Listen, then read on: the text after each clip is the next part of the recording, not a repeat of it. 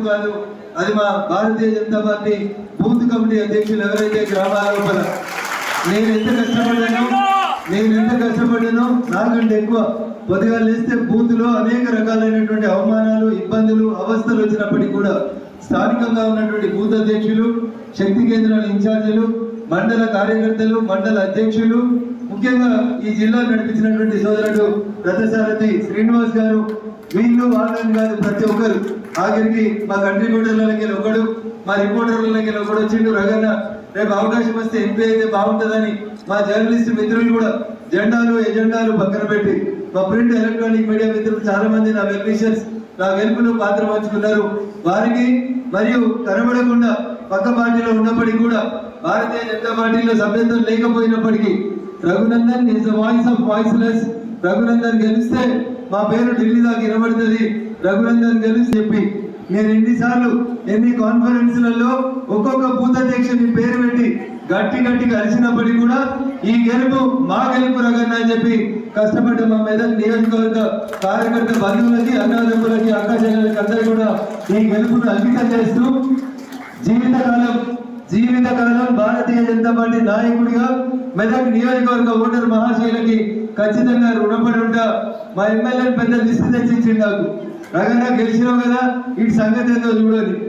Athletics track కి walking పోయినప్పుడు పొద్దుగాలనే చెప్పారు, ఇడు అథ్లెటిక్స్ ట్రాక్ ఉండేనా, ఇడు అకాడమీ ఉండే, దీన్ని ఎత్తుకపోయినా దీన్ని మళ్ళీ మా మెదక్కి తీసుకురావాలని మొదటి కోరిక కాడికి మొదలు పెడితే మా గడ్డ శ్రీనివాస్ గారు చెప్పారు, అన్న రైలు సాయంత్రం 5 గంటలకి పోతుంది, ఉద్యోగస్తులకు ఇబ్బంది అవుతుంది, రైలు సమయాన్ని 5 నుంచి 5:30 పెంచమని చెప్పారు.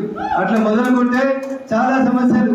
మా అక్కనపేటకు చెందిన సిద్ధిరాములు గారు మాట్లాడుతూ చెప్పారు, అన్న మాకు అజంతా ఎక్స్ప్రెస్, రాయలసీమ ఎక్స్ప్రెస్ రెండు మా అక్కనపేటలు ఆపాలి అన్నారు. అంతకంటే ముందు చేగుంటలు ఉంటారని వాళ్ళు కూడా నిలబెడతారు, చేగుంటలు కూడా ఆపాలి, అక్కనపేటలు కూడా ఆపాలి. ఎందుకంటే నేను దుబ్బాక ఎమ్మెల్యే ఉన్నప్పటి నుంచి ట్రై చేస్తున్నది, ఈసారి పూర్తి చేద్దామని కోరుకుందాం.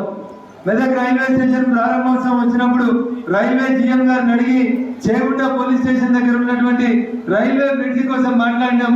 అక్షరాల రూపంలో అది కాగితాల రూపంలో ముందుకు పోయింది. వచ్చే వారం ఖచ్చితంగా సౌత్ జోన్ రైల్వే జీఎం గారిని కలిసి, south central railway GM Secunderabad గారిని కలిసి ఆ రైలు ఒకటి, ఫ్లైఓవర్ అక్కడ వచ్చేటువంటి బ్రిడ్జ్ ఒకటి, మెదక్ రైలు సమయం మార్చడం ఒకటి, ఇంకెవరో చెప్పినా రాక్ పాయింట్ కూడా ఒకటి వెనకడికి వాదా చేసిరని. వెనకటంతా వాదాలు చేసిపోతే ఇప్పుడు మనం ఆ వాదాలన్నింటినీ పూర్తి చేసేందుకు మీరు అవకాశం ఇచ్చారు.